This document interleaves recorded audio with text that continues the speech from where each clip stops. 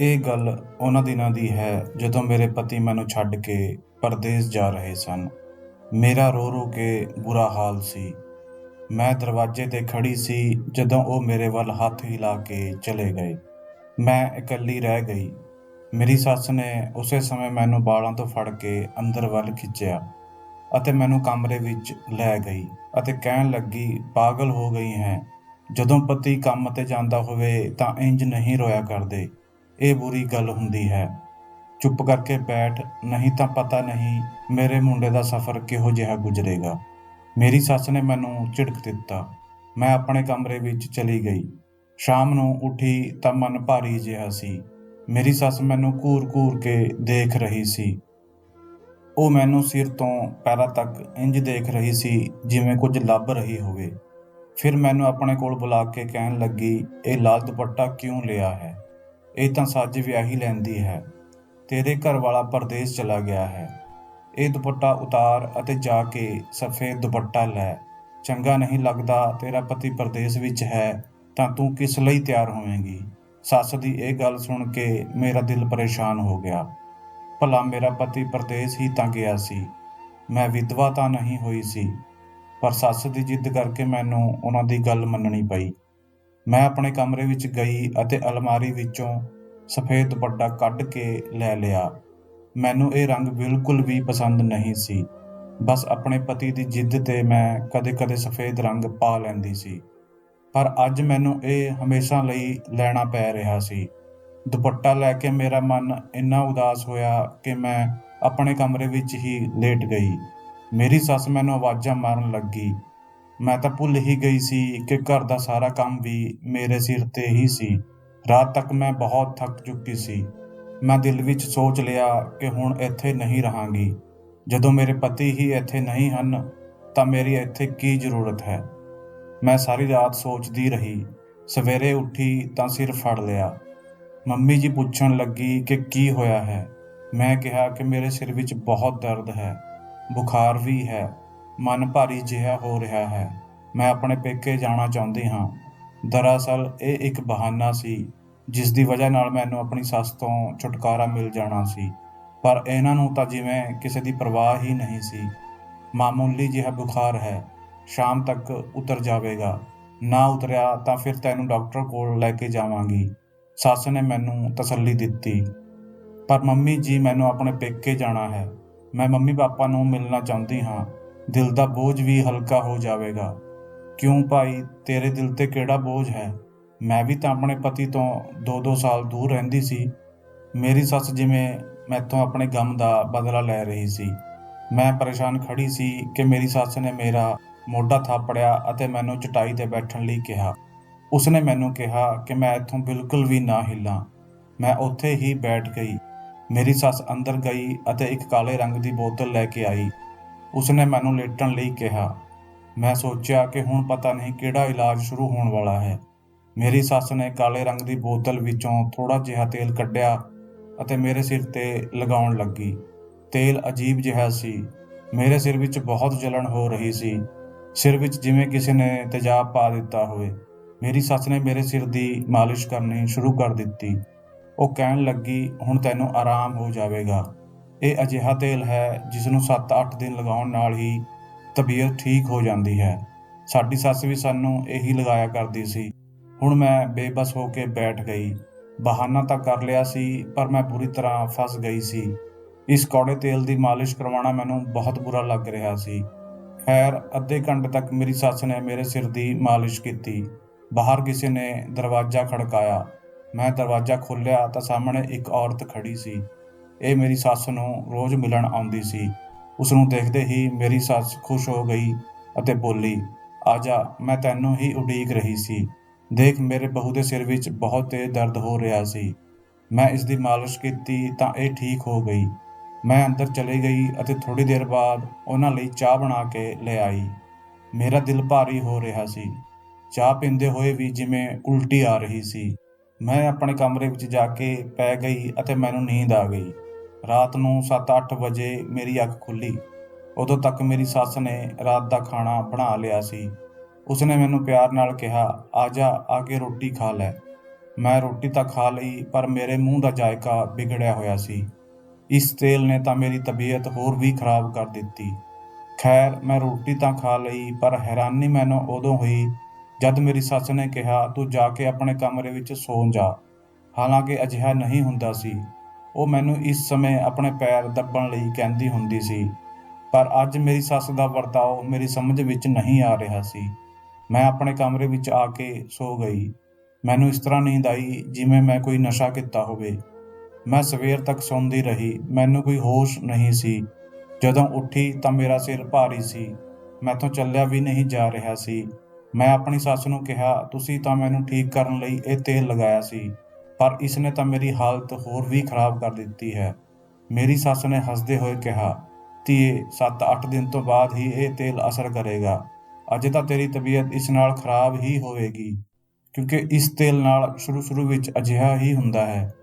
ਸੱਸ ਦੀ ਗੱਲ ਸੁਣ ਕੇ ਮੈਨੂੰ ਥੋੜ੍ਹਾ ਸਕੂਨ ਮਿਲਿਆ, ਪਰ ਮੈਨੂੰ ਅਜੀਬ ਜਿਹਾ ਲੱਗ ਰਿਹਾ ਸੀ। ਅਗਲੀ ਰਾਤ ਵੀ ਮੇਰੀ ਤਬੀਅਤ ਜਦੋਂ ਇਸੇ ਤਰ੍ਹਾਂ ਖਰਾਬ ਹੋ ਗਈ ਤਾਂ ਮੈਂ ਸੋਚਿਆ, ਇਸ ਤੇਲ ਤੋਂ ਛੁਟਕਾਰਾ ਪਾਉਣ ਦਾ ਇਹੀ ਤਰੀਕਾ ਹੈ ਕਿ ਮੈਂ ਤੇਲ ਵਾਲੀ ਬੋਤਲ ਹੀ ਲੁਕੋ ਦੇਵਾਂ। ਫਿਰ ਮੈਂ ਅਜਿਹਾ ਹੀ ਕੀਤਾ। ਸ਼ਾਮ ਨੂੰ ਜਦੋਂ ਮੇਰੀ ਸੱਸ ਕਿਸੇ ਕੰਮ ਲਈ ਬਾਹਰ ਗਈ ਤਾਂ ਮੈਂ ਉਹ ਤੇਲ ਵਾਲੀ ਬੋਤਲ ਚੁੱਕ ਕੇ ਗਮਲਿਆਂ ਪਿੱਛੇ ਲੁਕੋ ਦਿੱਤੀ ਅਤੇ ਸੋਚਿਆ, ਜੇਕਰ ਜ਼ਿਆਦਾ ਰੌਲਾ ਪਿਆ ਤਾਂ ਉਹਨਾਂ ਨੂੰ ਦੱਸ ਦੇਵਾਂਗੀ ਕਿ ਮੇਰੇ ਤੋਂ ਇਹ ਰੋਜ਼-ਰੋਜ਼ ਦੀ ਪਰੇਸ਼ਾਨੀ ਬਰਦਾਸ਼ਤ ਨਹੀਂ ਹੁੰਦੀ। ਖੈਰ, ਮੈਂ ਤੇਲ ਤਾਂ ਲੁਕੋ ਦਿੱਤਾ, ਪਰ ਰਾਤ ਨੂੰ ਸੱਸ ਨੇ ਜਦੋਂ ਤੇਲ ਲੱਭਣਾ ਸ਼ੁਰੂ ਕੀਤਾ ਤਾਂ ਬੋਲੀ, ਤੇਰੀ ਮਾਲਿਸ਼ ਕਰਨੀ ਹੈ, ਤੇਲ ਕਿੱਥੇ ਗੁੰਮ ਹੋ ਗਿਆ ਹੈ। ਮੈਂ ਵੀ ਇਸੇ ਤਰ੍ਹਾਂ ਨਾਟਕ ਕੀਤਾ ਜਿਵੇਂ ਮੈਨੂੰ ਕੁਝ ਪਤਾ ਹੀ ਨਹੀਂ ਹੈ। ਮੇਰੀ ਸੱਸ ਨੇ ਰੌਲਾ ਪਾ ਕੇ ਸਾਰਾ ਘਰ ਸਿਰ ਤੇ ਚੁੱਕ ਲਿਆ। ਮੈਨੂੰ ਅਜੀਬ ਜਿਹਾ ਲੱਗਿਆ, ਭਲਾ ਉਹਨਾਂ ਨੂੰ ਮੇਰੇ ਸਿਰ ਦਰਦ ਦੀ ਇੰਨੀ ਚਿੰਤਾ ਕਿਉਂ ਹੋ ਰਹੀ ਸੀ। ਜੇਕਰ ਮੇਰੀ ਸੱਸ ਦਾ ਵਰਤਾਓ ਪਹਿਲਾਂ ਤੋਂ ਹੀ ਅਜੀਬ ਹੁੰਦਾ ਤਾਂ ਮੈਂ ਮੰਨ ਸਕਦੀ ਸੀ। ਭਲਾ ਅਜਿਹੇ ਇਲਾਜ ਦੀ ਕੀ ਜ਼ਰੂਰਤ ਸੀ, ਜਿਸ ਨਾਲ ਮੇਰੀ ਤਬੀਅਤ ਹੋਰ ਖਰਾਬ ਹੋ ਜਾਂਦੀ ਸੀ। ਉਸ ਦਿਨ ਰਾਤ ਨੂੰ ਜਦੋਂ ਮੈਂ ਸੌਣ ਲਈ ਆਪਣੇ ਕਮਰੇ ਵਿੱਚ ਗਈ ਤਾਂ ਸੱਸ ਨੇ ਮੇਰੇ ਕਮਰੇ ਦਾ ਦਰਵਾਜ਼ਾ ਬਾਹਰ ਤੋਂ ਬੰਦ ਕਰ ਦਿੱਤਾ, ਬਲਕਿ ਜਿੰਦਾ ਹੀ ਲਗਾ ਦਿੱਤਾ। ਮੈਨੂੰ ਬਹੁਤ ਹੈਰਾਨੀ ਹੋਈ। ਅੱਜ ਮੈਨੂੰ ਨੀਂਦ ਨਹੀਂ ਆ ਰਹੀ ਸੀ, ਕਿਉਂਕਿ ਅੱਜ ਉਸ ਕੌੜੇ ਤੇਲ ਦੀ ਮਾਲਿਸ਼ ਨਹੀਂ ਹੋਈ ਸੀ। ਥੋੜ੍ਹੀ ਦੇਰ ਬਾਅਦ ਮੈਨੂੰ ਬਾਹਰ ਤੋਂ ਕੁਝ ਲੋਕਾਂ ਦੀਆਂ ਆਵਾਜ਼ਾਂ ਆਉਣ ਲੱਗੀਆਂ, ਪਰ ਇਹ ਆਵਾਜ਼ਾਂ ਬਹੁਤ ਧੀਮੀਆਂ ਸਨ। ਮੈਂ ਆਪਣੇ ਕਮਰੇ ਦਾ ਪੱਖਾ ਬੰਦ ਕਰ ਦਿੱਤਾ ਅਤੇ ਉਹਨਾਂ ਆਵਾਜ਼ਾਂ ਨੂੰ ਧਿਆਨ ਨਾਲ ਸੁਣਨ ਲੱਗੀ। ਕੁਝ ਘੜੀਸਣ ਦੀ ਆਵਾਜ਼ ਵੀ ਆ ਰਹੀ ਸੀ, ਬਲਕਿ 2-4 ਆਦਮੀ ਵੀ ਨਾਲ ਸਨ। ਮੇਰੀ ਸੱਸ ਉਹਨਾਂ ਨੂੰ ਪਤਾ ਨਹੀਂ ਕੀ ਕਹਿ ਰਹੀ ਸੀ। ਪੂਰੇ ਘਰ ਵਿੱਚ ਹਨੇਰਾ ਸੀ।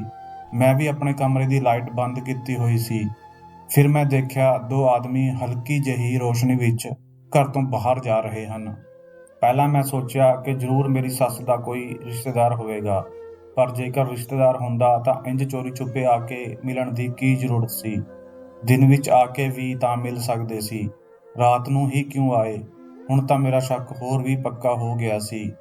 ਸਵੇਰੇ ਉੱਠੀ ਤਾਂ ਬਿਲਕੁਲ ਵੀ ਤਰੋ-ਤਾਜ਼ਾ ਨਹੀਂ ਸੀ।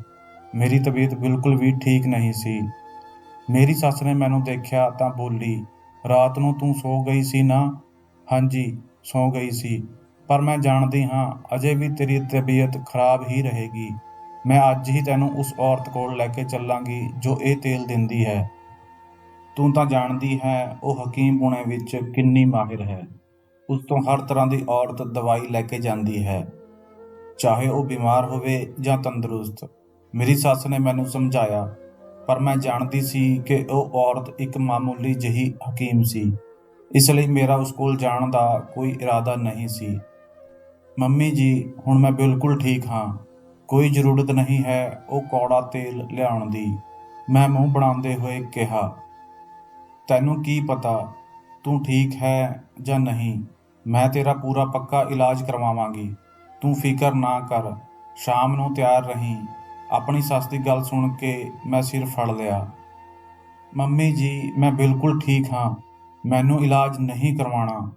ਰੱਬ ਕਰਕੇ ਮੇਰਾ ਪਿੱਛਾ ਛੱਡ ਦਿਓ। ਮੈਨੂੰ ਆਪਣੀ ਸੱਸ 'ਤੇ ਗੁੱਸਾ ਆ ਗਿਆ। ਮੇਰੀ ਸੱਸ ਬੋਲੀ, ਮੇਰੇ ਨਾਲ ਜ਼ੁਬਾਨ ਨਾ ਲੜਾ, ਨਹੀਂ ਤਾਂ ਪਰਦੇਸ ਵਿੱਚ ਬੈਠੇ ਤੇਰੇ ਪਤੀ ਨੂੰ ਦੱਸ ਦੇਵਾਂਗੀ ਕਿ ਤੂੰ ਮੇਰੀ ਕੋਈ ਵੀ ਗੱਲ ਨਹੀਂ ਮੰਨਦੀ। ਬਸ ਇਹੀ ਮੇਰੀ ਇੱਕ ਕਮਜ਼ੋਰੀ ਸੀ ਜਿਸ ਦਾ ਮੇਰੀ ਸੱਸ ਫਾਇਦਾ ਚੁੱਕਦੀ ਸੀ।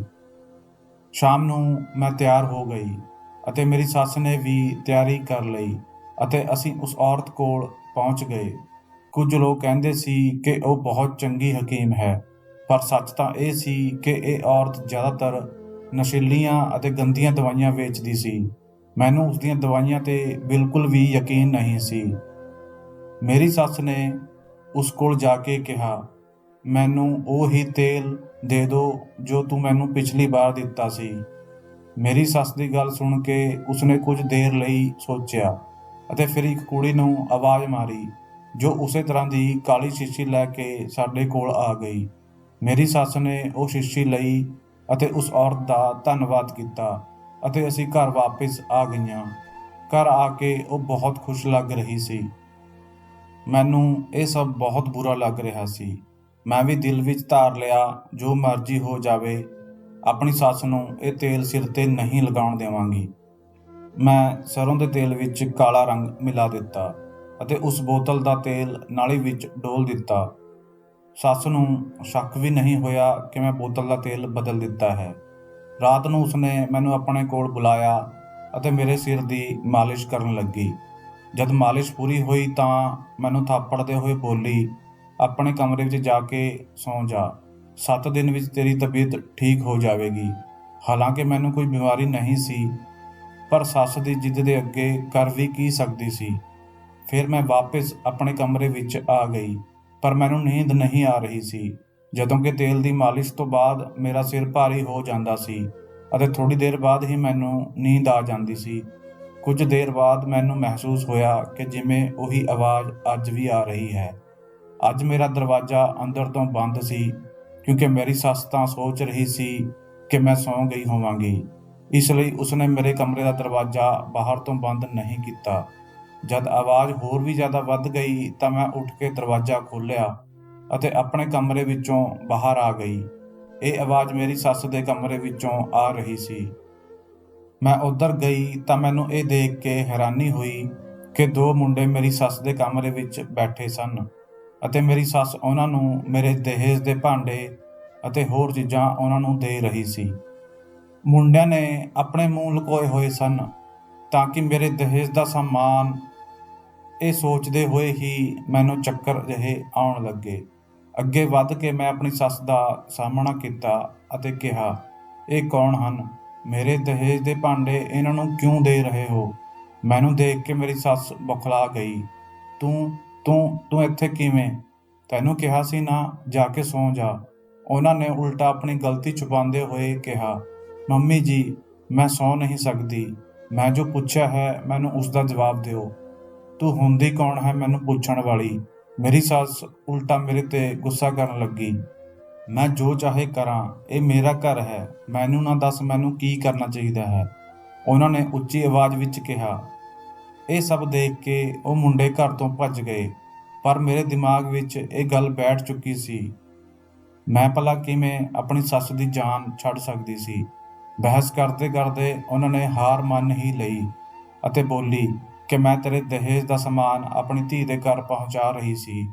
ਥੋੜ੍ਹੇ ਦਿਨਾਂ ਦੀ ਹੀ ਗੱਲ ਹੈ, ਸਾਮਾਨ ਵਾਪਸ ਆ ਜਾਵੇਗਾ, ਪਰ ਤੂੰ ਤਾਂ ਆਪਣੇ ਸਮਾਨ ਨੂੰ ਹੱਥ ਵੀ ਨਹੀਂ ਲਗਾਉਣ ਦਿੰਦੀ, ਇਸ ਲਈ ਤੇਰੇ ਸੌਣ ਤੋਂ ਬਾਅਦ ਇਹ ਕੰਮ ਕਰ ਰਹੀ ਸੀ। ਉਹਨਾਂ ਦੀ ਗੱਲ ਸੁਣ ਕੇ ਮੈਨੂੰ ਗੁੱਸਾ ਆ ਗਿਆ, ਕਿਉਂਕਿ ਅਜਿਹੀ ਕੋਈ ਗੱਲ ਨਹੀਂ ਸੀ। ਮੈਂ ਕਦੇ ਵੀ ਉਹਨਾਂ ਨੂੰ ਮਨਾ ਨਾ ਕਰਦੀ, ਫਿਰ ਵੀ ਪਤਾ ਨਹੀਂ ਕਿਉਂ ਉਹਨਾਂ ਨੇ ਮੇਰੇ ਤੋਂ ਇਹ ਗੱਲ ਛੁਪਾਉਣ ਦੀ ਕੋਸ਼ਿਸ਼ ਕੀਤੀ। ਜਦ ਮੇਰੀ ਅਤੇ ਉਹਨਾਂ ਦੀ ਬਹਿਸ ਵਧੀ ਤਾਂ ਉਹ ਮੈਨੂੰ ਧਮਕੀਆਂ ਦੇਣ ਲੱਗੀ ਅਤੇ ਕਹਿਣ ਲੱਗੀ, ਮੈਂ ਤੇਰੇ ਤੋਂ ਬਦਲਾ ਲੈ ਕੇ ਰਹਾਂਗੀ। ਤੂੰ ਮੇਰੇ ਮੁੰਡੇ ਦਾ ਘਰ ਬਰਬਾਦ ਕੀਤਾ ਹੈ। ਮੈਂ ਹੁਣੇ ਉਸਨੂੰ ਫੋਨ ਕਰਾਂਗੀ ਅਤੇ ਦੱਸਾਂਗੀ ਕਿ ਰਾਤ ਨੂੰ ਤੈਨੂੰ 2 ਮੁੰਡੇ ਮਿਲਣ ਆਏ ਸੀ। ਉਹਨਾਂ ਦੀ ਇਹ ਗੱਲ ਵੀ ਮੈਂ ਸਮਝ ਗਈ ਸੀ ਕਿ ਉਹ ਹੁਣ ਕੀ ਚਾਹੁੰਦੀ ਹੈ। ਮੈਂ ਇੱਕ ਵਾਰ ਫਿਰ ਆਪਣੀ ਸੱਸ ਦੇ ਅੱਗੇ ਮਜਬੂਰ ਹੋ ਗਈ ਸੀ, ਪਰ ਕਦੋਂ ਤੱਕ ਮੈਂ ਇਸੇ ਤਰ੍ਹਾਂ ਬਲੈਕਮੇਲ ਹੁੰਦੀ ਰਹਾਂਗੀ? ਹੁਣ ਤਾਂ ਇਹ ਸਾਰੀ ਜ਼ਿੰਦਗੀ ਮੈਥੋਂ ਆਪਣੀਆਂ ਸਾਰੀਆਂ ਗੱਲਾਂ ਮਨਵਾਏਗੀ। ਇਹ ਸੋਚ ਕੇ ਹੀ ਮੇਰੇ ਦਿਲ ਵਿੱਚ ਡਰ ਜਿਹਾ ਆ ਗਿਆ। ਮੈਂ ਅਜਿਹਾ ਨਹੀਂ ਹੋਣ ਦੇ ਸਕਦੀ ਸੀ। ਉਸ ਦਿਨ ਮੈਂ ਵੀ ਉਹਨਾਂ ਦੇ ਸਾਹਮਣੇ ਡਟ ਗਈ। ਕਰ ਲਓ ਤੁਸੀਂ ਫੋਨ ਜਿਸ ਨੂੰ ਕਰਨਾ ਹੈ। ਮੈਂ ਆਪਣੇ ਦਹੇਜ ਦੇ ਸਮਾਨ ਵਿੱਚੋਂ ਇੱਕ ਵੀ ਚੀਜ਼ ਨਹੀਂ ਦੇਵਾਂਗੀ। ਮੇਰੀ ਗੱਲ ਸੁਣ ਕੇ ਮੇਰੀ ਸੱਸ ਨੂੰ ਗੁੱਸਾ ਆ ਗਿਆ ਅਤੇ ਉਹਨਾਂ ਨੇ ਮੈਨੂੰ ਇੱਕ ਜ਼ੋਰਦਾਰ ਧੱਕਾ ਦਿੱਤਾ ਅਤੇ ਮੈਂ ਜਾ ਕੇ ਦਰਵਾਜ਼ੇ ਦੇ ਅੱਗੇ ਗਿਰ ਗਈ। ਉਹ ਗੁੱਸੇ ਵਿੱਚ ਬੋਲਦੇ ਹੋਏ ਬਾਹਰ ਆ ਗਈ। ਉਹਨਾਂ ਦਾ ਗੁੱਸਾ ਕਿਸੇ ਬੜੇ ਤੂਫਾਨ ਦੇ ਆਉਣ ਦੀ ਦਸਤਕ ਦੇ ਰਿਹਾ ਸੀ। ਫਿਰ ਉਹਨਾਂ ਨੇ ਅਜਿਹਾ ਹੀ ਕੀਤਾ। ਪਰਦੇਸ ਵਿੱਚ ਰਹਿੰਦੇ ਮੇਰੇ ਪਤੀ ਨੂੰ ਫੋਨ ਕੀਤਾ। ਮੈਂ ਵੀ ਕੋਲ ਹੀ ਖੜੀ ਸੀ। ਉਹ ਮੇਰੇ ਬਾਰੇ ਵਿੱਚ ਅਜਿਹੀਆਂ ਗੱਲਾਂ ਕਰ ਰਹੀ ਸੀ ਜਿਸ ਬਾਰੇ ਮੈਂ ਸੋਚ ਵੀ ਨਹੀਂ ਸਕਦੀ, ਪਰ ਉਹਨਾਂ ਦੀ ਗੱਲਾਂ ਵਿੱਚ ਇਸ ਕਦਰ ਜ਼ਹਿਰ ਭਰਿਆ ਸੀ ਕਿ ਮੇਰੇ ਪਤੀ ਵੀ ਉਹਨਾਂ 'ਤੇ ਯਕੀਨ ਕਰਨ ਲਈ ਮਜਬੂਰ ਹੋ ਗਏ। ਮੈਂ ਉਹਨਾਂ ਨਾਲ ਗੱਲ ਕਰਨਾ ਚਾਹੁੰਦੀ ਸੀ ਅਤੇ ਆਪਣੀ ਸਫਾਈ ਦੇਣਾ ਚਾਹੁੰਦੀ ਸੀ, ਪਰ ਮੇਰੀ ਸੱਸ ਨੇ ਮੈਨੂੰ ਫੋਨ ਨੂੰ ਹੱਥ ਨਹੀਂ ਲਗਾਉਣ ਦਿੱਤਾ। ਮੇਰਾ ਦਿਲ ਕਰ ਰਿਹਾ ਸੀ ਕਿ ਇਸ ਬੁੱਢੀ ਦੀਆਂ ਹੱਡੀਆਂ ਤੋੜ ਦੇਵਾਂ, ਪਰ ਇਸ ਸਮੇਂ ਮੈਂ ਕੁਝ ਨਹੀਂ ਕਰ ਸਕਦੀ ਸੀ। ਮੇਰੇ ਪਤੀ ਨੇ ਮੈਨੂੰ ਕਹਿ ਦਿੱਤਾ ਕਿ ਤੂੰ ਮੰਮੀ ਦੇ ਮਾਮਲੇ ਵਿੱਚ ਨਾ ਬੋਲ, ਮੈਂ ਤੇਰੇ ਨਾਲ ਕੱਲ੍ਹ ਗੱਲ ਕਰਾਂਗਾ। ਮੇਰਾ ਦਿਲ ਕੰਬ ਰਿਹਾ ਸੀ। ਉਹ ਬਹੁਤ ਗੁੱਸੇ ਵਿੱਚ ਸਨ। ਜ਼ਾਹਿਰ ਹੈ ਮੇਰੀ ਸੱਸ ਨੇ ਉਹਨਾਂ ਨੂੰ ਜੋ ਗੱਲਾਂ ਕਹੀਆਂ ਸਨ, ਉਹ ਸੁਣਨ ਤੋਂ ਬਾਅਦ ਕੋਈ ਵੀ ਇੱਜ਼ਤਦਾਰ ਪਤੀ ਆਪਣੀ ਪਤਨੀ ਨੂੰ ਆਪਣੇ ਘਰ ਵਿੱਚ ਬਰਦਾਸ਼ਤ ਨਹੀਂ ਕਰ ਸਕਦਾ। ਅਗਲੇ ਦਿਨ ਉਹਨਾਂ ਨੇ ਮੇਰੇ ਨਾਲ ਫੋਨ 'ਤੇ ਗੱਲ ਕੀਤੀ। ਮੈਨੂੰ ਲੱਗਿਆ ਸ਼ਾਇਦ ਉਹਨਾਂ ਨੂੰ ਮੇਰੇ ਨਾਲ ਹਮਦਰਦੀ ਹੋਵੇਗੀ, ਪਰ ਉਹਨਾਂ ਨੇ ਸਾਰੀ ਰਾਤ ਸੋਚਣ ਤੋਂ ਬਾਅਦ ਇਹ ਹੀ ਫੈਸਲਾ ਸੁਣਾਇਆ ਕਿ ਉਹਨਾਂ ਦੇ ਪਰਦੇਸ ਜਾਂਦੇ ਹੀ ਮੈਂ ਸਹੀ ਰਸਤੇ ਤੋਂ ਭਟਕ ਗਈ ਸੀ ਅਤੇ ਉਹਨਾਂ ਨੂੰ ਧੋਖਾ ਦਿੱਤਾ। ਇਸ ਗੱਲ ਨੇ ਮੇਰੀਆਂ ਅੱਖਾਂ ਵਿੱਚ ਹੰਝੂਆਂ ਦਾ ਹੜ੍ਹ ਲਿਆ ਦਿੱਤਾ। ਮੈਂ ਸੋਚ ਨਹੀਂ ਸਕਦੀ ਸੀ ਕਿ ਮੇਰਾ ਪਤੀ ਮੇਰੇ ਨਾਲ ਇਸ ਤਰ੍ਹਾਂ ਦਾ ਵਰਤਾਓ ਕਰੇਗਾ। ਇੱਕ ਹਫ਼ਤੇ ਦੇ ਅੰਦਰ ਅੰਦਰ ਤਲਾਕ ਦੇ ਕਾਗਜ਼ ਮੇਰੇ ਹੱਥਾਂ ਵਿੱਚ ਫੜਾ ਦਿੱਤੇ ਗਏ। ਮੇਰਾ ਤਲਾਕ ਹੋ ਗਿਆ। ਉਸਨੇ ਮੈਨੂੰ ਆਪਣੀ ਜ਼ਿੰਦਗੀ ਵਿੱਚੋਂ ਹਮੇਸ਼ਾ ਲਈ ਕੱਢ ਦਿੱਤਾ। ਮੈਂ ਰੋਂਦੇ ਹੋਏ ਆਪਣੇ ਮਾਂ-ਬਾਪ ਦੇ ਘਰ ਵਾਪਸ ਆ ਗਈ। ਜ਼ਾਹਿਰ ਹੈ ਮੇਰਾ ਕਸੂਰ ਤਾਂ ਨਹੀਂ ਸੀ, ਪਰ ਮੇਰੇ ਮਾਂ-ਬਾਪ ਪਰੇਸ਼ਾਨ ਹੋ ਗਏ। ਮੈਂ ਵੀ ਉਹਨਾਂ ਦੀ ਪਰੇਸ਼ਾਨੀ ਵਿੱਚ ਆਪਣੀ ਪਰਵਾਹ ਕਰਨ ਦੀ ਬਜਾਏ ਉਹਨਾਂ ਦਾ ਸਾਥ ਦਿੱਤਾ। ਉਹਨਾਂ ਨੇ ਜਿਸ ਰਿਸ਼ਤੇ ਲਈ ਕਿਹਾ ਮੈਂ ਹਾਂ ਕਰ ਦਿੱਤੀ। ਮਾਂ-ਬਾਪ ਦੀ ਮਰਜ਼ੀ ਨਾਲ ਵਿਆਹ ਕਰਨ ਦਾ ਫਲ ਮੈਨੂੰ ਇਹ ਮਿਲਿਆ ਕਿ ਮੇਰਾ ਵਿਆਹ ਇੱਕ ਬਹੁਤ ਚੰਗੇ ਇਨਸਾਨ ਨਾਲ ਹੋ ਗਿਆ, ਜਿਸ ਨੂੰ ਪੈਸੇ ਕਮਾਉਣ ਲਈ ਬਾਹਰ ਨਹੀਂ ਜਾਣਾ ਪੈਂਦਾ ਸੀ। ਮੈਂ ਇਸੇ ਵਿੱਚ ਖੁਸ਼ ਹਾਂ। ਇਹ ਮੈਨੂੰ ਬਾਹਰ ਘੁਮਾਉਣ ਵੀ ਲੈ ਗਏ। ਮੈਨੂੰ ਲੱਗਦਾ ਹੈ ਕਿ ਮੇਰੀ ਜ਼ਿੰਦਗੀ ਦੀ ਹਰ ਇੱਛਾ ਪੂਰੀ ਹੋ ਗਈ। ਮੈਂ ਵੀ ਇਸੇ ਤਰ੍ਹਾਂ ਆਰਾਮ ਨਾਲ ਜੀ ਰਹੀ ਸੀ। ਇੱਕ ਦਿਨ ਮੈਨੂੰ ਆਪਣੇ ਮੁਹੱਲੇ ਦੀ ਇੱਕ ਔਰਤ ਮਿਲੀ। ਗੱਲਾਂ ਵਿੱਚ ਉਸਨੇ ਮੇਰੀ ਸੱਸ ਦੀ ਗੱਲ ਛੇੜ ਦਿੱਤੀ। ਮੈਂ ਉਸਨੂੰ ਪੁੱਛਿਆ ਕਿ ਉਸਦਾ ਕੀ ਹਾਲ ਚਾਲ ਹੈ, ਤਾਂ ਉਹ ਮੇਰੀ ਸੱਸ ਦੀ ਹਾਲਤ 'ਤੇ ਅਫਸੋਸ ਕਰਨ ਲੱਗੀ। ਉਹ ਬੋਲੀ, ਉਹ ਬਹੁਤ ਬੁਰੀ ਹਾਲਤ ਵਿੱਚ ਹੈ। ਉਸਨੂੰ ਸ਼ਾਇਦ ਤੇਰੇ 'ਤੇ ਜ਼ੁਲਮ ਕਰਨ ਦੀ ਆਦਤ ਹੋ ਗਈ ਸੀ। ਜਦ ਦੂਜੀ ਬਹੂ ਉਹਨਾਂ ਦੇ ਘਰ ਆਈ ਤਾਂ ਉਹ ਬਹੁਤ ਖੁਸ਼ ਸੀ, ਕਿਉਂਕਿ ਉਹ ਬਹੁਤ ਅਮੀਰ ਘਰ ਦੀ ਕੁੜੀ ਸੀ। ਬਹੁਤ ਸਾਰਾ ਦਹੇਜ ਵੀ ਲੈ ਕੇ ਆਈ ਸੀ, ਪਰ ਉਸਨੇ ਆਉਂਦੇ ਹੀ ਤੇਰੀ ਸੱਸ ਨੂੰ ਸਿੱਧਾ ਕਰ ਦਿੱਤਾ। ਉਸਦੀ ਇੱਕ ਵੀ ਗੱਲ ਨਾ ਮੰਨਦੀ ਅਤੇ ਅਜਿਹੀਆਂ ਗੱਲਾਂ ਆਪਣੇ ਪਤੀ ਦੇ ਸਾਹਮਣੇ ਕਰਦੀ ਕਿ ਬੁੱਢੀ ਦਾ ਬਸ ਨਾ ਚੱਲਦਾ। ਉਸਨੇ ਉਸ ਨਾਲ ਵੀ ਉਹੀ ਚਲਾਕੀ ਕਰਨ ਦੀ ਕੋਸ਼ਿਸ਼ ਕੀਤੀ, ਪਰ ਉਸ ਬਹੂ ਨੇ ਇੱਕ ਰਾਤ ਹਨੇਰੇ ਵਿੱਚ ਉਸਨੂੰ ਰੰਗੇ ਹੱਥੀਂ ਫੜਵਾ ਦਿੱਤਾ। ਅਸਲ ਵਿੱਚ ਤੇਰੀ ਸੱਸ ਨੂੰ ਸ਼ੁਰੂ ਤੋਂ ਹੀ ਚੋਰੀਆਂ ਕਰਨ ਦੀ ਆਦਤ ਸੀ। ਹਾਲਾਂਕਿ ਪਰਮਾਤਮਾ ਦਾ ਦਿੱਤਾ ਸਭ ਕੁਝ ਹੈ, ਪਰ ਆਪਣੀ ਧੀ ਨੂੰ ਆਪਣੀ ਬਹੂ ਦੀਆਂ ਚੀਜ਼ਾਂ ਦੇਣਾ ਉਸ ਔਰਤ ਦਾ ਮਨਪਸੰਦ ਕੰਮ ਸੀ। ਆਪਣੇ ਬੜੇ ਮੁੰਡੇ ਦੀ ਘਰਵਾਲੀ ਦਾ ਵੀ ਉਸਨੇ ਇਹੀ ਹਾਲ ਕੀਤਾ ਸੀ। ਹੁਣ ਤਾਂ ਹਾਲ ਇਹ ਹੈ ਕਿ ਬਹੂ ਦਾ ਦਿਲ ਕਰੇ ਉਸਨੂੰ ਰੋਟੀ ਦੇ ਦਿੰਦੀ ਹੈ, ਨਹੀਂ ਤਾਂ ਸਾਰਾ ਦਿਨ ਭੁੱਖੀ ਹੀ ਪਈ ਰਹਿੰਦੀ ਹੈ। ਉਸਦੀ ਇਹੀ ਸਜ਼ਾ ਹੋਣੀ ਚਾਹੀਦੀ ਸੀ। ਮੈਂ ਜਾਣਦੀ ਹਾਂ ਕਿ ਉਸਨੇ ਤੇਰੇ ਨਾਲ ਵੀ ਬਹੁਤ ਬੁਰਾ ਕੀਤਾ ਹੈ। ਮੈਂ ਆਪਣੀ ਸੱਸ ਦਾ ਹਾਲ ਸੁਣ ਕੇ ਖੁਸ਼ ਤਾਂ ਨਹੀਂ ਹੋਈ, ਕਿਉਂਕਿ ਕਿਸੇ ਨੂੰ ਤਕਲੀਫ ਵਿੱਚ ਦੇਖ ਕੇ ਖੁਸ਼ ਹੋਣਾ ਇੱਕ ਘਟੀਆ ਇਨਸਾਨ ਹੋਣ ਦੀ ਨਿਸ਼ਾਨੀ ਹੈ। ਪਰ ਸੱਚ ਤਾਂ ਇਹ ਹੈ ਕਿ ਬੰਦੇ ਨੂੰ ਆਪਣੇ ਕਰਮਾਂ ਦੀ ਸਜ਼ਾ ਮਿਲ ਕੇ ਹੀ ਰਹਿੰਦੀ ਹੈ। ਤਾਂ ਦੋਸਤੋ, ਇਹ ਸੀ ਸਾਡੀ ਅੱਜ ਦੀ ਕਹਾਣੀ। ਉਮੀਦ ਕਰਦਾ ਹਾਂ ਤੁਹਾਨੂੰ ਪਸੰਦ ਆਈ ਹੋਵੇਗੀ। ਤੁਹਾਡਾ ਕੀ ਕਹਿਣਾ ਹੈ ਇਸ ਕਹਾਣੀ ਬਾਰੇ ਕਮੈਂਟ ਕਰਕੇ ਸਾਨੂੰ ਜ਼ਰੂਰ ਦੱਸਿਓ। ਵੀਡੀਓ ਨੂੰ ਲਾਈਕ ਅਤੇ ਚੈਨਲ ਨੂੰ ਸਬਸਕ੍ਰਾਈਬ ਵੀ ਕਰ ਲਿਓ ਤੇ ਨਾਲ ਹੀ ਘੰਟੀ ਨੂੰ ਦਬਾ ਕੇ ਆਲ 'ਤੇ ਸੈੱਟ ਕਰ ਲਿਓ, ਤਾਂ ਜੋ ਆਉਣ ਵਾਲੀ ਵੀਡੀਓ ਤੁਹਾਨੂੰ ਤੁਰੰਤ ਮਿਲ ਜਾਵੇ। ਮੈਨੂੰ ਦਿਓ ਅਗਲੀ ਵੀਡੀਓ ਤੱਕ ਇਜਾਜ਼ਤ। ਤਦ ਤੱਕ ਲਈ ਧੰਨਵਾਦ।